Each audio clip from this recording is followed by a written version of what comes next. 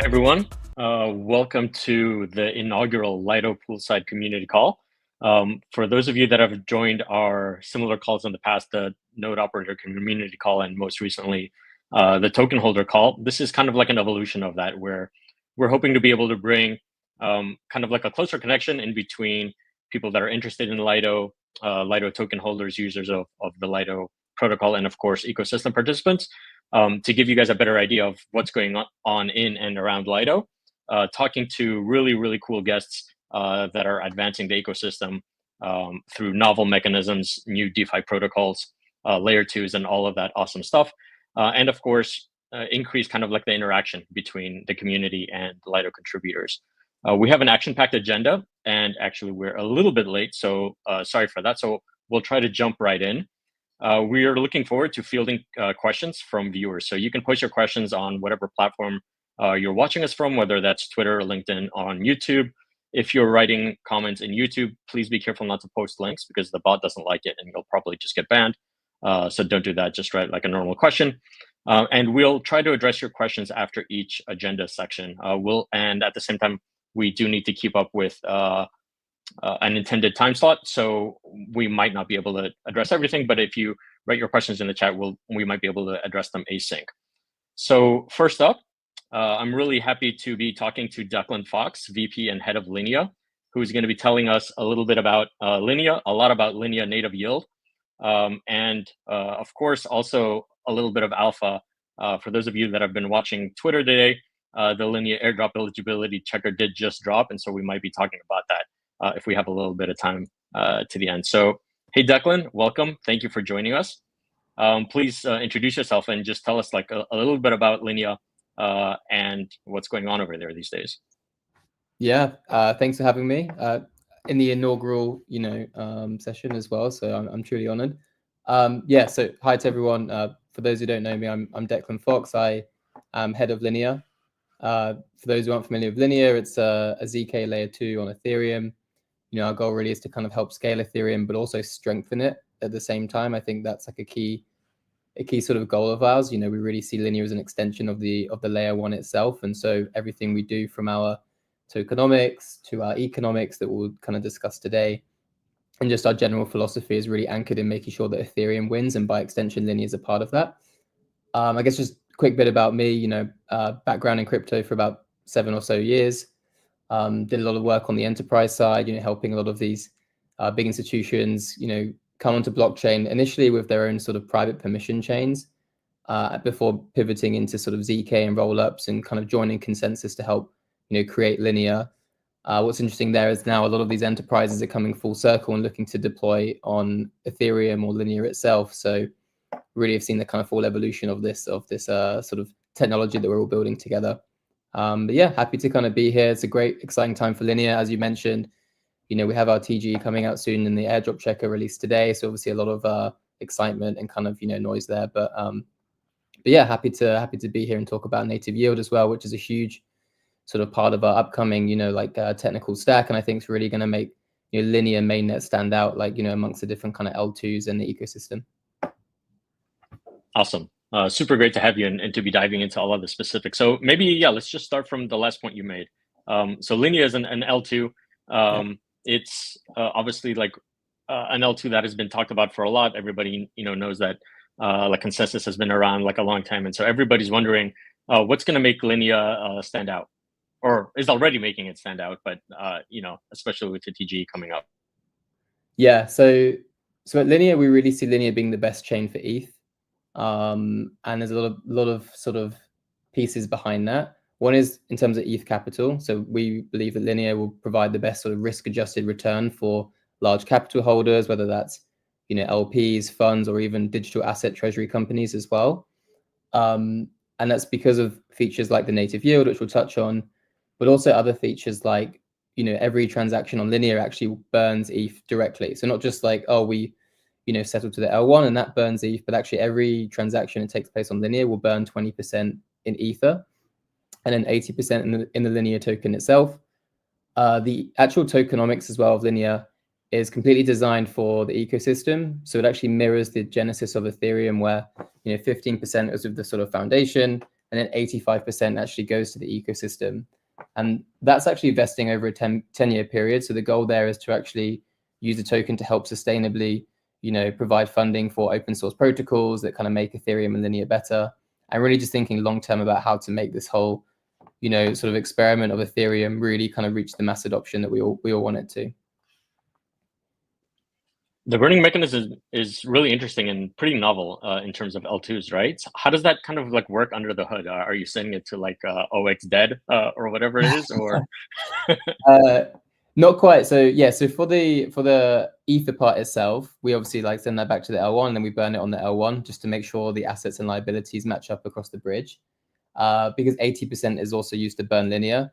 That just goes to a sort of contract address held by this new Linea consortium, which actually I'll touch on as well because it's really interesting. But the Linea consortium basically receives 80% of the net profit on the sequencer of the rollup, and then it goes to actually, you know, buy and burn the Linea token itself.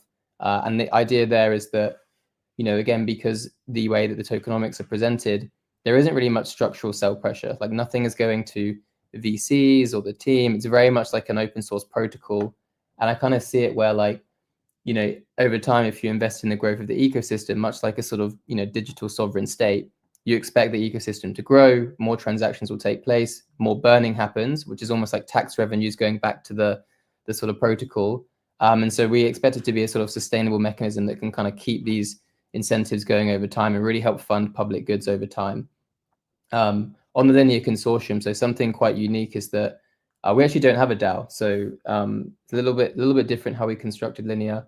It's actually a consortium of sort of Ethereum-centric institutions. So Consensus is one, but we also have SharpLink, who obviously has SBET, one of the largest, you know, ETH digital asset treasuries in the space.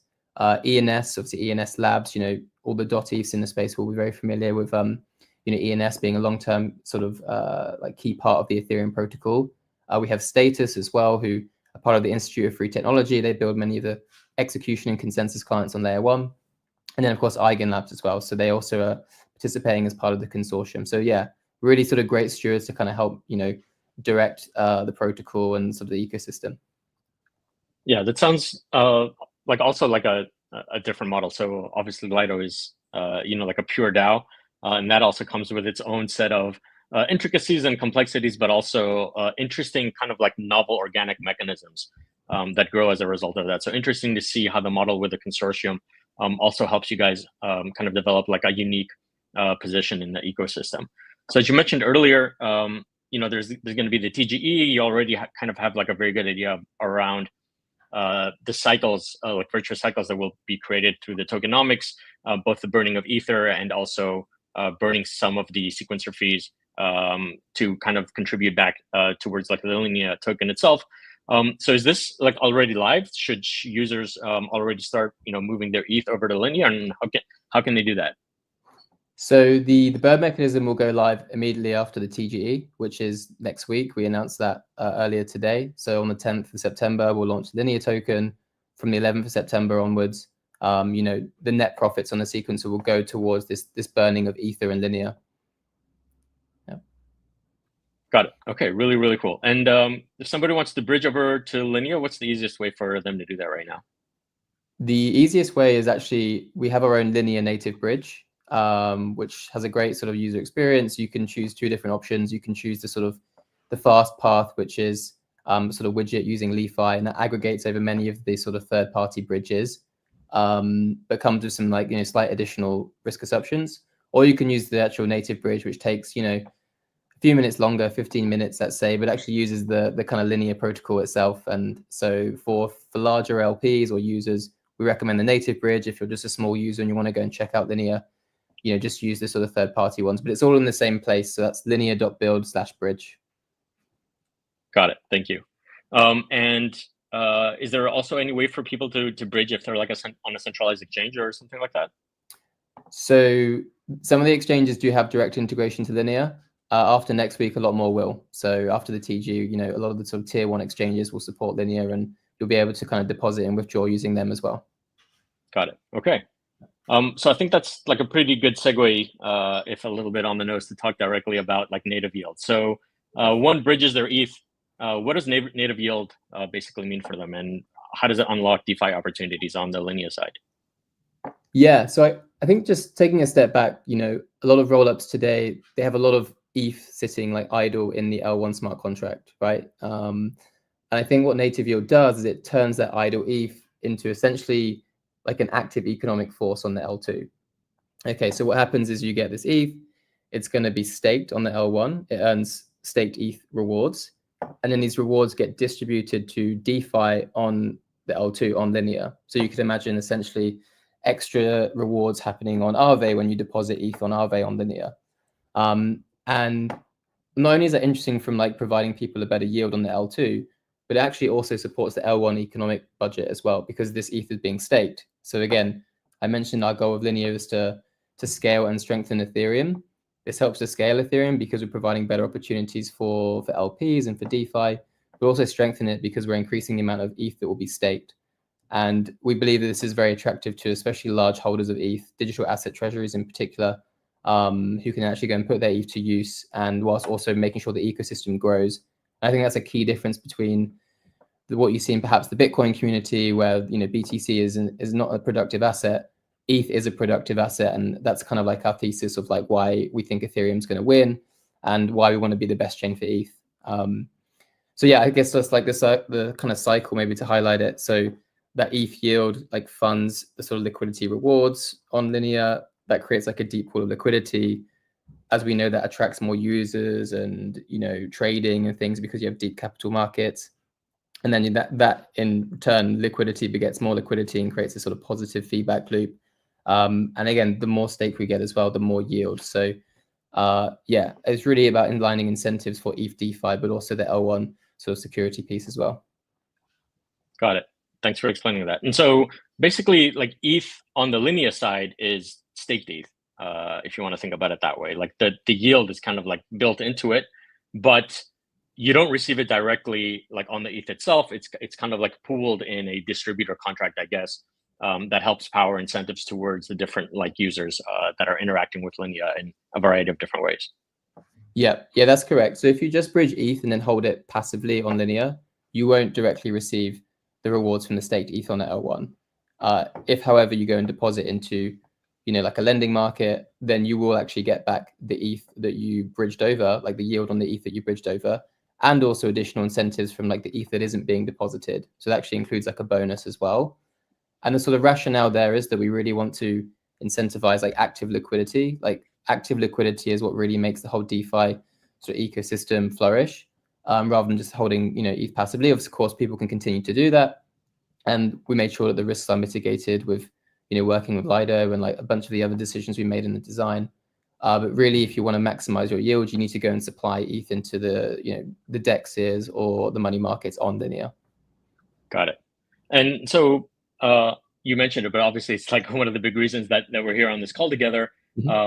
Like one of the partners that was selected to basically enable at least the ETH staking portion of the native yield mechanism is Lido, and specifically a product that is coming out soon as a part of the Lido V3 upgrade that's called Lido ST Vaults, which basically allows for like tailored staking setups that still give access to staking via Lido. Can you talk us through a little bit around the decision-making rationale around choosing Lido versus potentially doing like a totally custom staking setup? And how does like the modularity and composability address the needs that you guys foresaw? Yeah, well, you nailed it. I think the key thing in particular about Lido V3 is that composability and control. So like the sort of staked vaults on Lido V3, they don't mint staked ETH by default, which is a way for us to have more control about the security and like the risk of like when we're essentially having ETH on Linea from the bridged ETH, which is important because we don't want to introduce any fragmentation on Linea. We want to make sure that ETH is still like perceived as ETH in terms of the DeFi, because that's important for like composability. It also gives us a lot of control over like which validators we're selecting as well. So we're bootstrapped by Consensus. Consensus also has a bunch of validators that it runs. There's many other sort of great teams running validators, institutional grade with amazing sort of guarantees, and we can over time start to see different validators selected. But what's actually important about that is that some sort of like businesses that you talk to when it comes to these sorts of coming on chain, they actually like to deal with a single counterparty. So being able to say, oh, like the validators are also part of the same system is it helps in terms of bringing them actually on chain. So that was a key piece. And I think just the modularity as well. So actually being able to kind of separate cleanly the like staking logic from the liquidity and the distribution mechanisms that I mentioned to actually get those rewards to Linea DeFi. It's just going to make any sort of upgrade in the future more seamless, integrations far easier.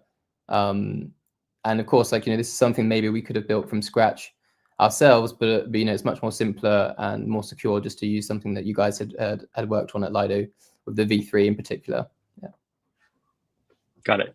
Yeah, that makes sense. And so you mentioned earlier that basically the version of the vaults that you'll be using is a version where you don't anticipate to be minting STETH often or a lot of it. How do you envision STETH potentially being used through like by the native yield mechanism?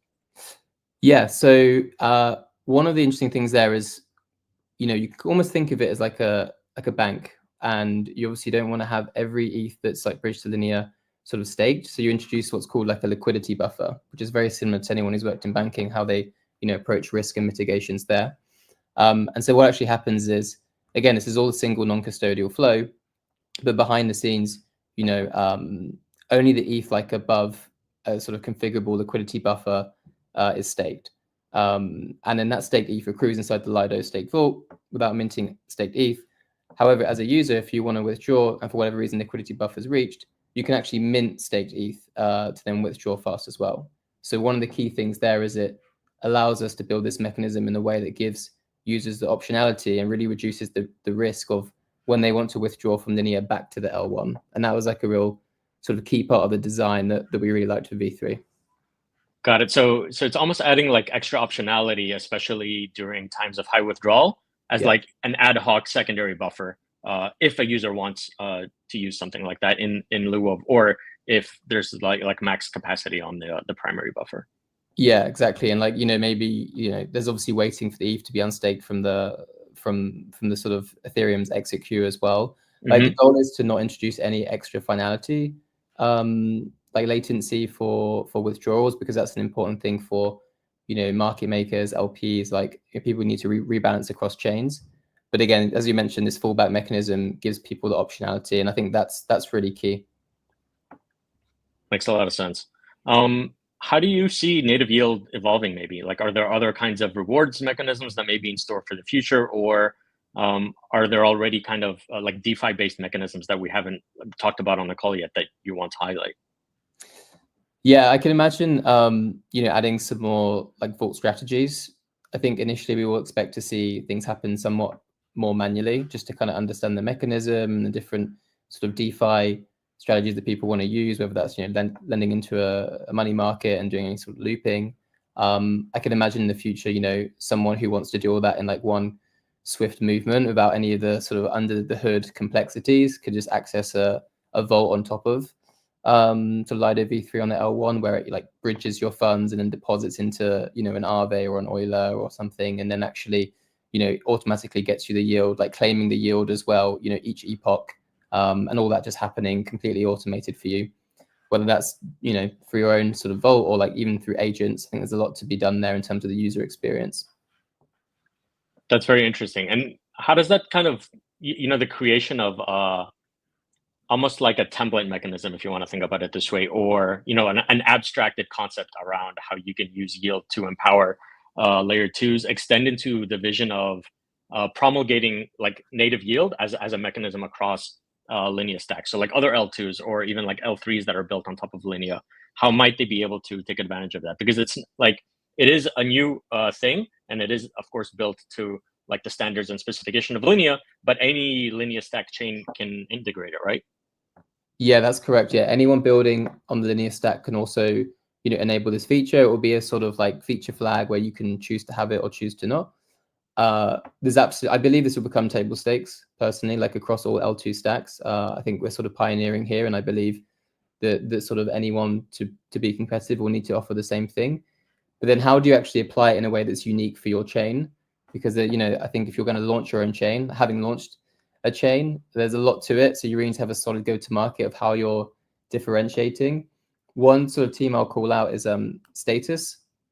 So they're actually launching their L2 on the Linea stack, and they're going to be leveraging the native yield feature in a very interesting way. They're very much focused on sort of consumer use cases, gaming in particular, where users aren't used to paying fees. Even if it's like microtransactions, I think the idea of like paying fees for an action on the game is very, it's not very relatable for people coming from Web 2 into the space. And so what they're doing is actually using the native yield, like that's generated on the L1, the staked ETH yield. They're actually then going to use that to offset the gas costs, so people can transact on the L2 for free, and then just introducing a sort of like a spam mechanism, because of course if transactions are free, someone could spam it. So it's a very clever system where you can basically use it and play games for free on an L2, as long as you don't do some pattern that shows you're just kind of spamming. And that's all going to be enabled through the native yield on the Linea stack. That's super interesting. Yeah, I'd love to like hear more details about that spam mechanism. I'll have to talk to somebody from Status about that, because I mean, people will spam things even if they cost money, right? Like we saw it on Ethereum mainnet a couple of years ago with like a Zen token or something. So Exactly. it'll be really, really interesting how they approach that. Okay, we are a little bit pressed for time, but obviously there is like at least one more question that we want to get to or thing to talk about. So you mentioned earlier, like the interesting aspects of launching your own chain. TGE is a big part of that. Today, you guys announced like the airdrop checker. Any kind of like commentary that you want to add around that? Any notes? I don't know. Telling users what to expect. Yeah, I think, again, it's always interesting when you're doing an airdrop, because, you're trying to put the sort of ownership of the protocol in as many people's hands as possible, right? This is, we're all here for decentralization. We're also here to kind of like identify and reward participation as best as we can. I think we had a very transparent system when building Linea. We had this LXP program, which kind of very clearly measured and rewarded participation in the kind of 2 years that we've been on mainnet up until this TGE moment. I think it's been a sort of very sort of fair and sort of transparent process. But it's really just the start. And so that's something I keep telling to the team and anyone that like, it's almost like, TG is like having a child almost. It's like the beginning, right? And I think very much for us, like we see this as like the pivot point for things just to accelerate further, like our mission, our goals. I think the success of Linea mainnet, this is really just the very beginning. And because of the tokenomics I mentioned, right? No VCs, no team. I mean, everyone's sidelined apart from the airdrop recipients. So, you're getting in first before all the funds and everyone else. So, I think that's a real unique thing about Linea. Yeah, I agree. That's really unique, and I think it harkens back to a lot of kind of like the ideological precepts around blockchains, cryptocurrencies, um, re-enfranchising smaller actors in an already like very disbalanced space, which is finance. And so I was really like delighted to basically hear how the TGE was formed, like what the allocations would be, the community forward focus around how Linea intends for its system to work. And I think native yield is going to be a really big part of that. And hopefully, like you say, table stakes for how L2s are going to be working in the future. Um, so yeah, I think we probably need to wrap up really quick. I don't see any questions directly from chat, but there's a lot of people basically just saying that Linea is awesome, and I think they can't wait for the airdrop. So really looking forward to of course like the TGE happening, the burning mechanism turning on. People love the burn. There's Yeah, already like these synthetic representations, of burn tokens. I wonder if those are going to gain value or not at some point. But yeah, looking forward to all of that, and of course, the close collaboration between Lido and Linea in terms of unlocking native yield. Thanks a lot for joining us. Awesome. Yeah, thanks for having me. Okay, moving quickly into the second part of our agenda. So we have Hong, co-founder and CTO from Bitwise, Chris Berry, who is head of engineering at Teston, and Huang An, senior software engineer at Bitwise. Sorry, that are going to tell us a little bit about the acquisition of Teston by Bitwise, and of course them taking over Vouch as a piece of software that a lot of professional node operators know quite well. But perhaps like smaller viewers or stakers don't know that well yet. So it will be an introduction for them about what Vouch is, how it works, and its importance in the ecosystem. And Bitwise will tell us a little bit about like their vision of the future for Vouch. Amazing. Great to see everyone. Thank you for looping us into this community call. I'm Hong Kim, the co-founder and CTO of Bitwise. Bitwise is an asset manager that focuses on crypto specifically. People know us these days for our ETF products in the US. We manage about 15 billion in client assets, but also we are heavily involved in Ethereum staking and in the Lido community and in the open source world here. So wanted to share a little bit of our updates and also share our commitment to the space. So let's dive in. I'm the co-founder CTO Bitwise. Chris Berry, I will also be speaking a bit. Will be the head of head of engineering at Testent. The context here is that Testent is a company that Bitwise acquired last year. And one of the reasons that we made that acquisition last year is really because of their commitment and contributions to open source. I think the Lido community and the node operators really know of maybe Vouch, Dirk, ETH2, Ethereum, and Teston has been committed to these projects and these libraries that support Ethereum staking from really the beginning since the inception of the Beacon chain. We really valued and wanted to further their work, which is one of the big parts that motivated the acquisition for us. And maybe we were pulling stats, and this is a stat from Q1 of this year. And maybe it's the kind of most interesting note to the Lido community is that Vouch is used by about 23%, about a quarter of Lido's node operators. So amongst the 30 curated node operators, about a quarter uses Vouch instead of a single consensus client. And wanted to maybe share a little bit about that and what that means. So people are used to thinking of running a single client, consensus client, let's say, whether it's Lighthouse or Teku or Prism, etc. And the percentages are shown here. But when people are running Vouch, why do institutional node operators run Vouch? And it's because it actually allows you to not just run one beacon chain, not just one consensus client, but rather run multiple at the same time.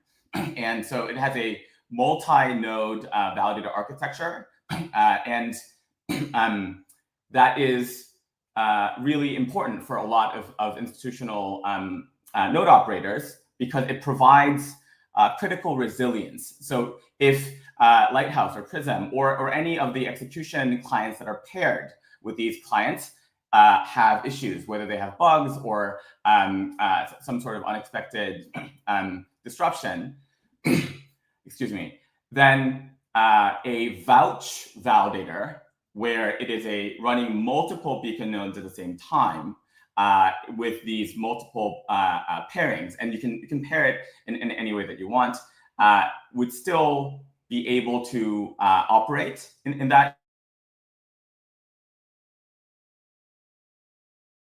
I think the Ethereum community is used to talking about it in the sense of, okay, you have 100 validators running. For some portion of them, you run Prism. Some portion of them, you run Lighthouse, etc.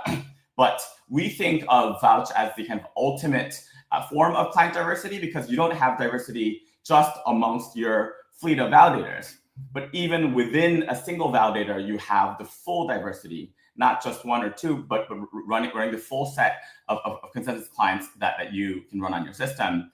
That really takes advantage of the client diversity that Ethereum offers, and also creates security and resilience, and also has performance benefits as well. Because if before you propose a block, you can compare the block proposal from multiple clients and decide which block to propose in real time that way. So it's an important piece of critical open source software that a good portion of the node operators in the Lido community use, and it is something that the Attestant team has been building and maintaining for over 4 years, since the inception of the beacon chain, and has been a big part of how kind of institutional setups of Ethereum staking is actually quite different from maybe more kind of solo stakers. I run a staking node at home and don't have this full setup because it is a little bit more involved. But it's been an important part of the community. And the main message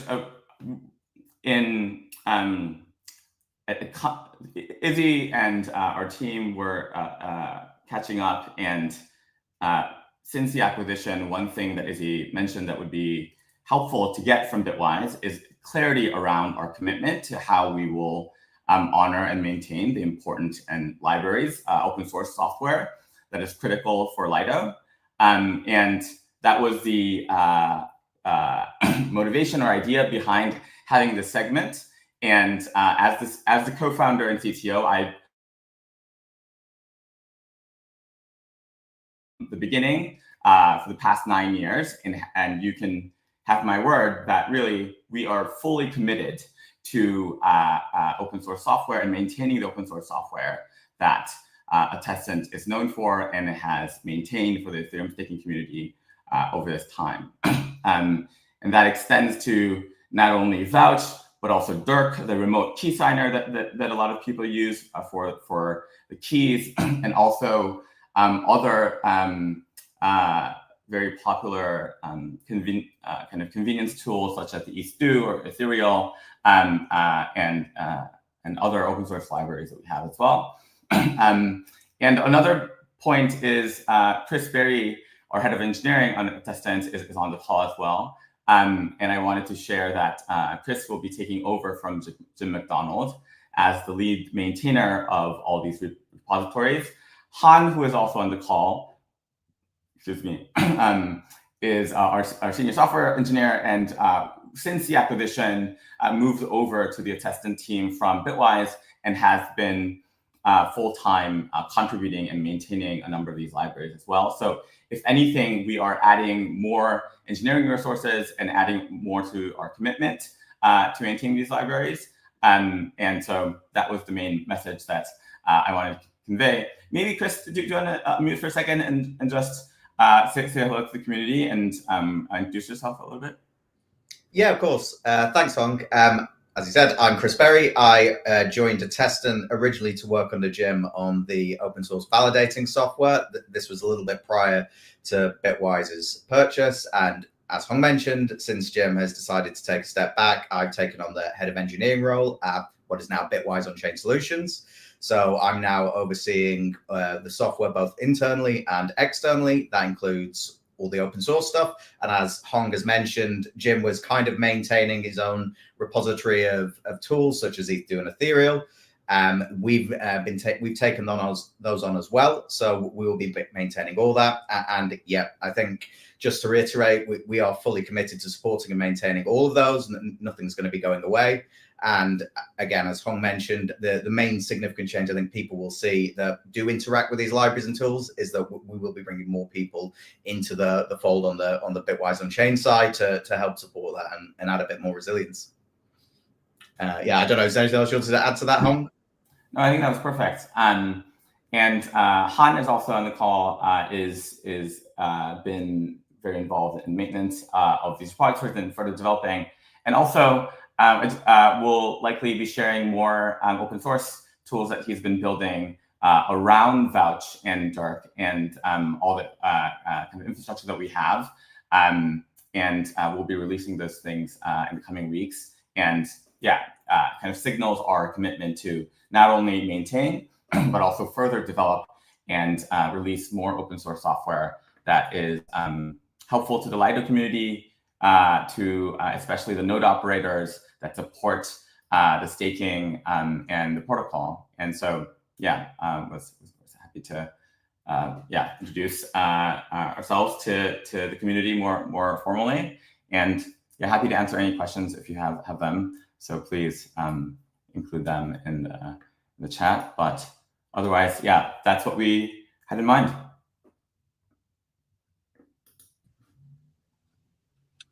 Hey guys, I just want to say thanks for putting all of this together and of course coming out and like making the statement, and of course like espousing open source values and comforting what I'm sure are a lot of large professional node operators that there's going to be like very good continuation basically of the maintenance of this critical piece of software. I don't see any questions directly, or actually I do see one. Somebody's asking in the YouTube chat, Hong, if you're running validators in Lido CSM. Oh, I'm just running it independently, but I should definitely look into it. Yeah, you should. Actually, the one thing that I did want to say is in the beginning, I said that like professional node operators are using Vouch, which is certainly true. Like you said, almost a quarter of the Lido node operators in Lido Core are using it, but I also got like 3 DMs from solo stakers and from people in Lido CSM that are like, hey, I'm a home staker and I'm also using Vouch and Dirk, and so represent me as well. So, so yeah, like you'll be surprised how robust some home stakers make their setups. Yes, I mean, I should say that. Of course, nothing. That wasn't a statement of underestimating home staker. I was, really love hearing that, and definitely everything is open source. And to the extent that home stakers have the willingness to dive in and learn a slightly more complex setup, they can definitely take advantage of multi-node validated clients like Vouch or remote key signers like Dirk. Dirk, for the people that are not familiar, allows you to not have a single private key that is the validated key sitting on a single machine, but rather from the beginning, we split up into, let's say, a 3 of 5 setup, and every block that you're attesting to or proposing, you can kind of require signing in that way so that you're a lot more resilient and also have better security setups. So yeah, Dirk is also a great choice if you were thinking about that. And yeah, I think that's the beauty of open source, is that it really, from the most kind of sophisticated or people that are running the largest amount of ETH to anyone who has the interest to do so can share the same same software, the same resilience that we're investing into, and that's always been the principles of Ethereum and the values that we care about. So I'm excited that I'm really excited to hear that, actually.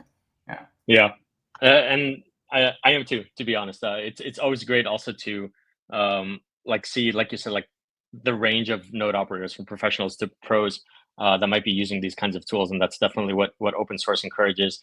And it also encourages like other similar things in the ecosystem, right? There's like even like alternatives coming out in terms of multi-validator setups, and so it's cool to see not only this tool that started as something that Attestant were using in-house and then open source for everybody else to find such purchase, but also that somebody is going to carry the torch forward after the acquisition. So that's really, really cool, and like props to Bitwise and the Attestant team for doing that.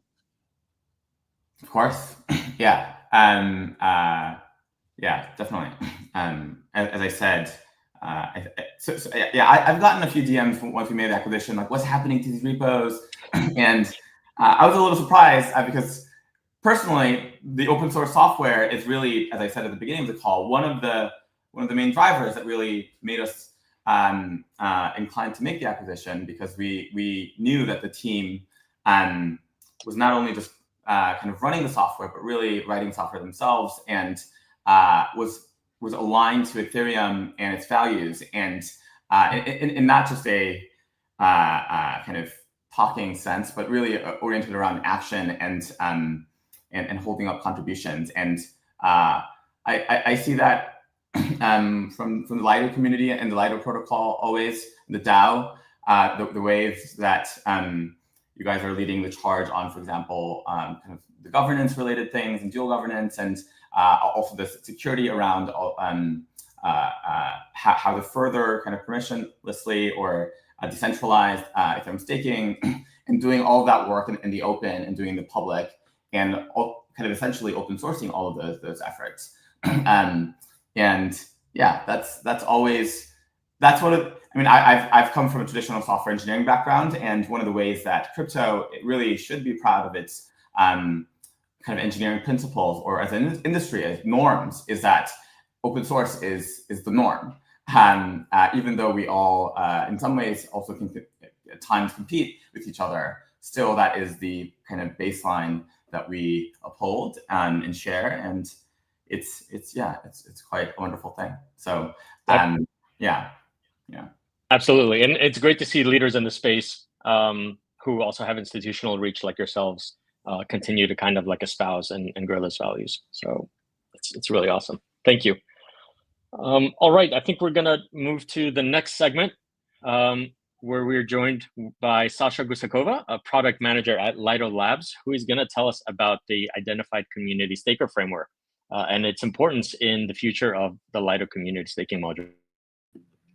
Yeah, hey everyone. I actually like the way how we had this smooth bridge from the previous topic to actually home staking, and we even touched a bit the CSM. So actually today I'm going to be talking about ICS, which is a new essential part of CSM.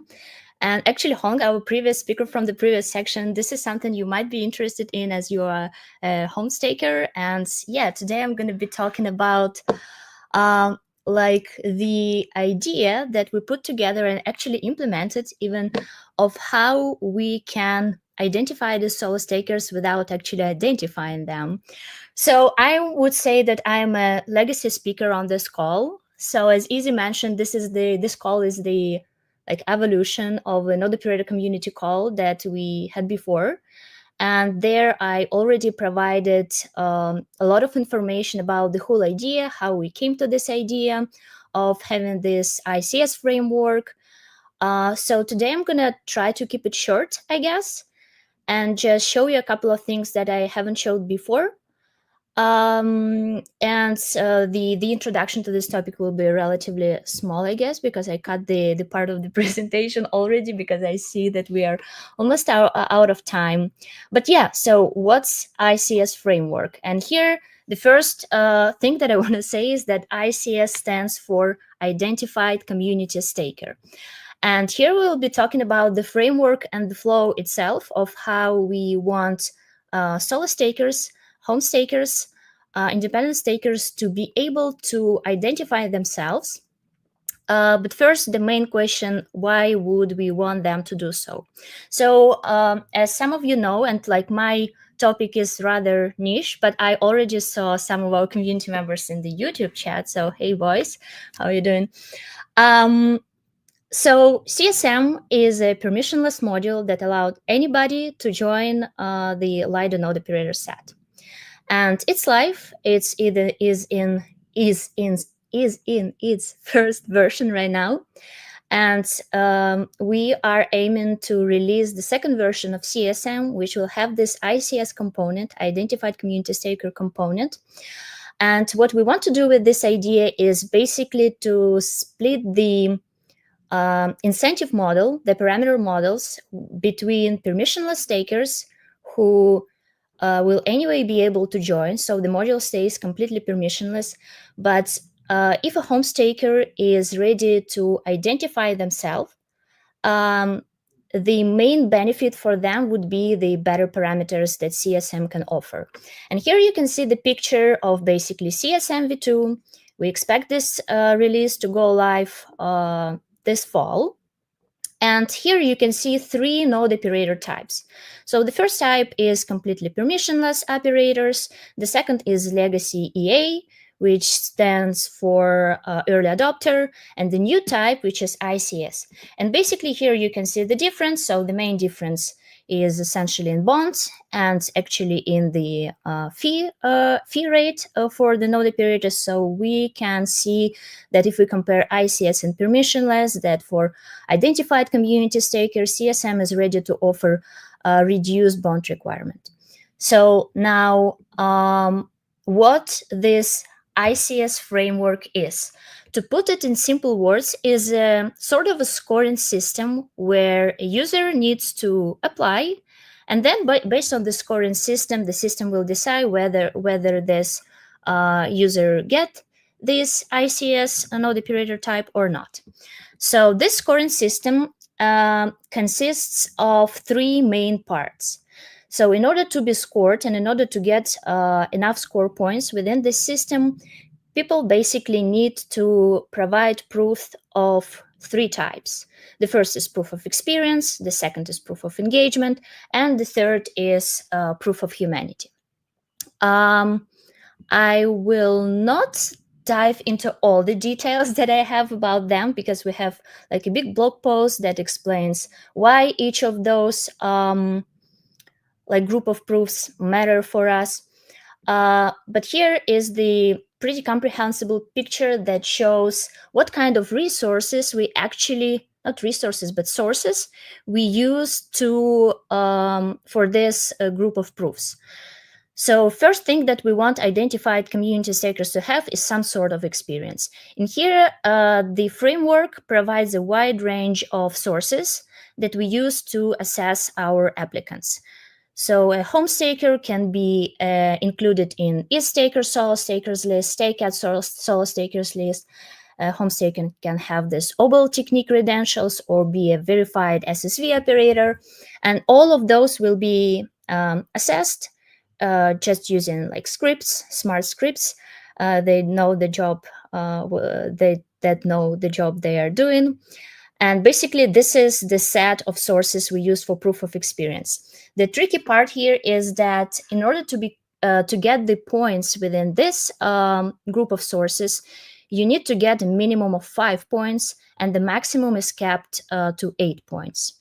Next up, we have proof of humanity, where I wouldn't say that the system asks you to provide a lot of information about yourself. You can even provide 0 information about yourself as a person. Basically, here we use like 4 types of proofs with different weights that an applicant can get in order to prove their humanity. And this is the component that we primarily use to filter symbols. And then the proof of engagement, since we are talking about the CSM and since we are talking about the system that works for the Lido node operator set, here we assess some level of engagement, whether to Lido ecosystem itself or broader Ethereum ecosystem. So as you can see, we have minimal amount of points that is required for each category and maximum amount that you can get out of it. The total score required is 15 points. We've tried this system quite a lot, and we already saw some applications. And I would say that it's a pretty decent safeguard for us to filter Sybils and to filter those applications that should not be approved. Then now a short demo of how it all works. I will not use the live demo actually because I'm too scared to be honest. But it's already live, so you can check it out yourself, and I encourage you to check it out yourself. But basically, the first thing that the applicant should do is just to sign in on the application form page. And then we include your address that you signed up with as a main address for this application. Then we understand that it's pretty wide range of sources that we use for that, and it's a little chance that people will have all the types of proofs just on the one address. That is why the system provides applicants to an opportunity to attach up to 5 additional addresses that have like this proofs of different types. So next up, you can just add the additional address here. Then then the system will ask you to sign a message from this address just to make sure that this address is yours. So this way you prove the ownership of this. Then boom, boom, boom, done. So your second address is verified, and then your application is submitted. Again, you can submit more proofs to your application, and then the process for you will look as follows. So you will see that your application is pending assessment. You can see your application. You can open this element and see the addresses you applied with. Then once it's approved, if it's approved and once it's approved, you'll need to wait until the issuance of the node operator type, which happens in waves. So it will take some time, but here you will be able to see the breakdown of the assessment for your application. You will be able to see for which exact sources you got your points. And then once the node operator type is issued, you will be able to press this beautiful button, go to claim, which brings you to a separate tab where you'll be able to see your current. So if you are currently a CSM node operator, it will show you your current parameters and your new parameters. So the parameters that you will get after you claim a new node operator type, this ICS node operator type. And then done, this beautiful screen that will send you some congratulations that you are now eligible to operate as an identified community staker, and that is pretty much it. So we try to make this process pretty simple yet resilient to abuse. So I highly encourage you to go and check it out. So if you are a solo staker, if you want to get better parameters in CSM, or if you just want to start, you will need to apply for ICS. Please carefully check out the requirements for this system, and we'll be happy to see your application among the others. And I think that is it from me. Actually, we have 2 minutes left. But we have questions, Sasha. So amazing. Here we go. All right. Yeah. Little Jim Bob on YouTube is asking, with CSM deposit keys exceeding the stake limits, what are the plans to grow CSM beyond its current 2% share? Ooh, somebody hasn't been keeping up of the node ecosystem and create more staking opportunities for CSM and by extension ICS? Yeah, wonderful question. So first thing to mention is that currently CSM is already at 3%, and now it's just a matter of deposit inflows to deposit to get these keys that are waiting in the queue deposited to. One thing that I haven't mentioned about ICS is actually an opportunity for the identified community stakers to move their keys from the general queue to the priority queue, which will essentially mean, yes, Izzy, have you heard of it? Which essentially means that those who qualify as identified community staker will be able to move their keys closer to the beginning of the queue, which means that they will get deposited faster. Again, it's all a matter of deposits now. We haven't hit the share of 3% yet. So I wouldn't say that it's a problem of the stake share limit of the module. And there are plans to keep increasing the share. At least in the proposal that has passed, there are some outlined plans that by the end of the year, or maybe in the beginning of the next year, if certain conditions are met, yet they're not like strictly defined, but if we see CSM performing relatively well, we'll be able to propose to the DAO the actual stake share increase for CSM up to 10%. So this should pretty much address the question asked. All right. There's one more question about somebody who's being clever, and Mr. Dudicles 154 is asking, how will you spot me applying from several addresses and getting several beneficial node operators? Yeah, it's an interesting one. So I mentioned really quickly the smart script that basically assesses the application. It for the first stages involve also like human assessing, but actually we have a system that will prevent applications that includes the addresses that are likely to belong to professional node operators or known Sybils to be assessed twice.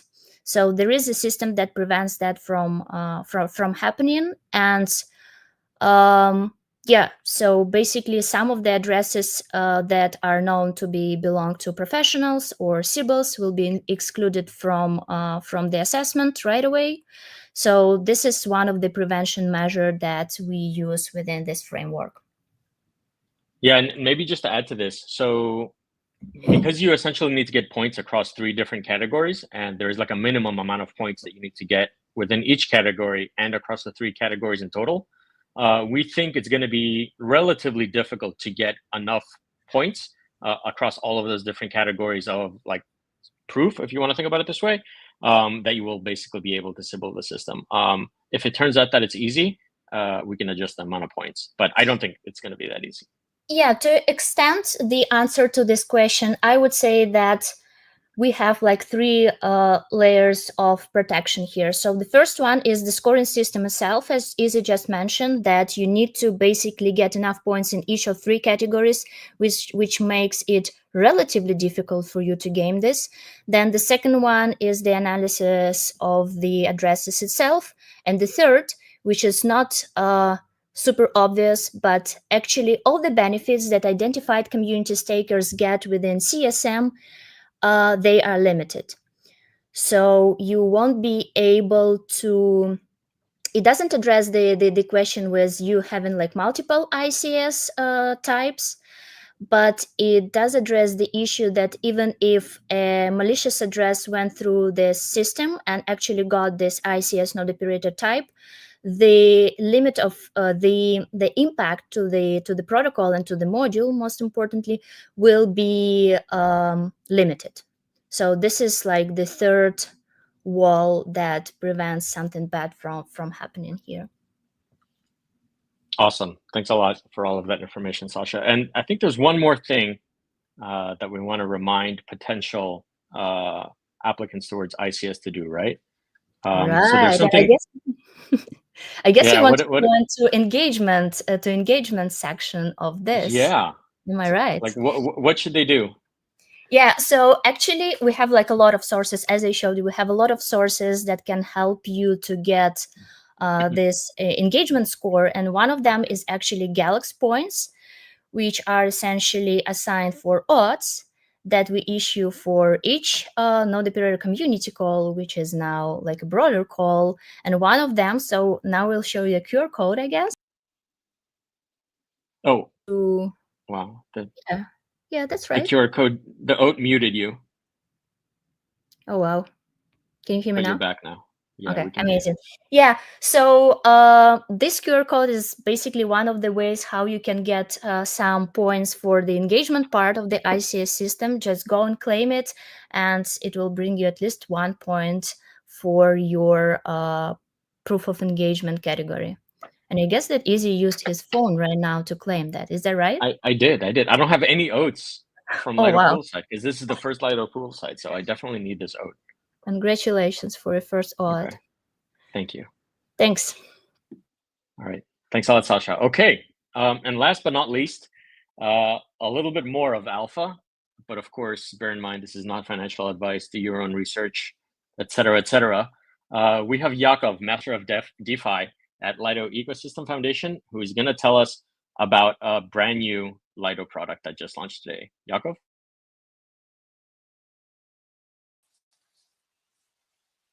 Thanks, Izzy, for the intro. Hello, everybody. That's right. I'm very happy to announce something, but before I do, maybe you've already seen it on Twitter because I'm seeing a bunch of notifications. But before I do, I actually want to give you some kind of background context that's going to lead why this product and what's it going to do. So obviously, as a master of DeFi, myself and the team, we've been working for the past couple of years to create a bunch of different things when it comes to utility for staked ETH holders. And not only on Ethereum mainnet, we were trying really hard to follow the space and lead when it comes to different expansions to mostly L2s and other types of networks, which is great. I think the work was really productive. There's so many opportunities and there's so many different things you can do depending on your risk tolerance, depending on basically your appetite, how much time you want to invest in DeFi. You can really optimize the risk and reward curve, but it's not ideal for everybody, right? So the more options you have, the more complex it gets. So I think it's really good to have all of these options. But then again, myself, if I take a look what I was doing a couple of years back in DeFi, I was actually much more active, spending much more time actively managing my positions, rebalancing, trying to optimize everything. But nowadays, I would really prefer to have something that's gonna assist me with that. So all of that led to the creation of product that is called GGV. And GGV is what I like to call is a one-stop shop for all Lido staked ETH DeFi. Essentially, it's a vault that you will visit where you can deposit your ETH-based assets. So it can be ETH, it can be wrapped ETH, staked ETH, or rep staked ETH. And the vault is provided by Veda infrastructure and it's curated by Veda. Once you deposit your ETH-based asset inside the vault, basically you can just rest and claim the rewards afterwards. What's going to happen is that Veda as a curator is going to take the ETH that you deposited inside and is going to optimize the rewards for you. That not only means that the assets are going to sit on Ethereum mainnet where the vault entry for now sits, but this also means that the vault is able to bridge. It can bridge to most of the popular networks like Arbitrum, Optimism, Base, Unichain, and it can also provide liquidity there, loop on lending markets, and so on. What's really important is that this vault is not trying to be Degen Vault. So, of course, there is a bunch of different opportunities that you can always find, especially in bull market, that's aimed for more riskier audience. But this is not the intention of this vault. This vault is something that's more conservative, that's aiming to support only the best, the most reputable underlying strategies. So you can really just go deposit the funds inside and basically just move on and do something else. This is the idea of the vault, and this is something that I need personally for myself. So I'm going to share my screen right now so I can show you what it is. Okay, I think since I loaded this webpage before this community call, it would be really good to refresh it. The whole vault launched 1 hour ago, but if we refresh, we can see a pretty good update in the TVL. So currently the TVL of the vault sits at 21 million. The APY is around 14%. Obviously, in the beginning, it's a bit volatile. Here are the supported assets that you can deposit. So even if you already staked inside Lido, obviously you don't have to unstake. You can just go ahead, click deposit. After you connect your wallet, you can choose your desired deposit asset, and you can deposit here. This is basically the end of the flow. After you deposit, you will receive another token. The token is a Vault receipt token. It's called GG. This token is fully transferable. It's just an ERC20 token, similarly to rep-staked ETH. And similarly to rep-staked ETH, it's a yield accruing token. So it is not rebasable. You will not see the actual balance in your wallet growing. But once you go ahead and once you want to withdraw, it will display here, and you will get the amount of rep-staked ETH that you can withdraw. Once you withdraw, your only option is to receive a rep-staked ETH. That again, you can still utilize further in DeFi. In the beginning, this vault supports a couple of networks and a couple of top protocols in the industry. So I can highlight protocols like Aave, Uniswap, Balancer, Fluid, Euler, Gearbox, and more. Of the supported networks in the beginning, we have obviously Ethereum mainnet, Unichain, Base, Arbitrum, Optimism, and Katana. In the future, this vault will keep evolving. So this is not the final state of it. In fact, this is just the beginning. So we are talking about additions of other networks. We are talking about additions of other protocols in the list of underlying strategies. Not only I expect involvement in terms of the list of supported strategies, but I also expect the involvement in the vault rebalancing itself. So this is a tiny alpha. I cannot give out too much. It's not directly related to Lido GGV vault, GGV, but it's something that we are also working on, and that's going to beautifully complement the vault itself. And by that, I also mean that it's going to help with optimizing the APR of the vault. So yeah, this is basically it. Another thing that we are expecting that's upcoming, and it's going to really improve the user experience for everybody, especially for the users of L2s, are deposits from L2s. So currently, the only supported option for you is to go on Ethereum mainnet and deposit, which can be a little bit annoying, knowing that there's a lot of users on L2s. So sorry for that. But soon we will also start enabling deposits from different L2 networks. It's all going to be the same vault, which means that there will basically be no difference if you bridge back to Ethereum mainnet or you just deposit from one of the supported L2s. That's pretty much it. I'm happy to take questions if there's any. Let me check the chat really quick. Will there be stake GG? I mean, following the trends with restaking, who knows? I'm just joking. So far, there are no plans for stake GG, but you never know what community is gonna decide to build. Yeah, maybe like answering like a little bit more technically. So there's no real point in creating like a liquid wrapper around it, because in theory the token itself is transferable because it just represents like a position in the vault strategy. Exactly. Technically, you can make a GG token liquid in the markets, and you can create additional utility for it. So that would be basically stake GG. Yeah. So we have a user basically asking about the rewards rate. It seems abnormally high. What's the dark magic powering this? Glad you asked, especially if you've seen the APR in the beginning of the presentation. It was even higher. Obviously, we are just launching the vault, so the current percentage is based also on the current TVL. It's also subsidized by Lido and by third parties. In the future, we are expecting this capital that's coming in the beginning to start the flywheel and to start producing more and more organic APR. So we are still expecting that this will be a pretty good returning product. But the ultimate idea is that this is a self-sustainable product.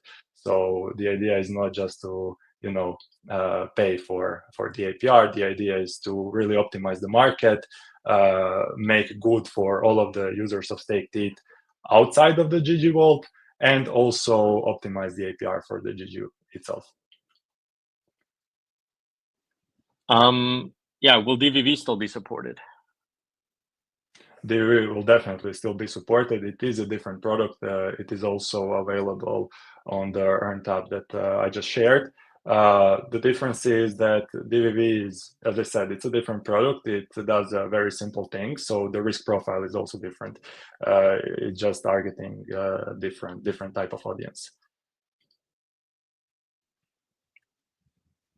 Do you plan to get GG on Pendle and Aave? I think this is related to the previous question about Stake GG. So far, no, because the primary goal is to grow the GG itself. But maybe in the future, if we see a demand from community, maybe it's going to happen.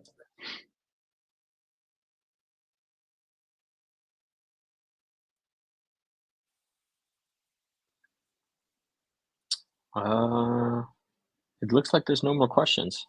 I think that's it for now. By the way, is there anything really cool that's happening with GGV that maybe users want to be on the lookout for? Well, try to deposit and see.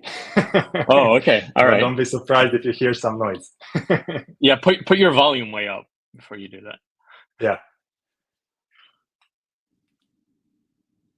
Okay. I think that about wraps it up for today. Thank you all for joining. Like I said earlier, our inaugural Lido Poolside community chat. We hope to be doing these on a very consistent, structured basis once a month. We're going to be talking about cool things happening in the DeFi space, cool things happening in the staking space, and also continuing the closer interactions with token holders that were exhibited, for example, by the previous call, in kind of like a slightly different format, befitting each of the different kind of like contexts around the calls that are happening. So just a reminder about the topics that we talked about today. You can use the first QR code to read more about Linea and native yield, and how native yield is powered by Lido V3 and ST Vaults. You can read about the independent community staker, or identified community staker framework, that's powering like unique benefits for community stakers in the Lido community staking module. And of course, last but not least, Hong Kong, check out the GGV Vault, like a brand new product on Lido Earn. Thanks everybody for joining in, and hope to see you next month. Take care.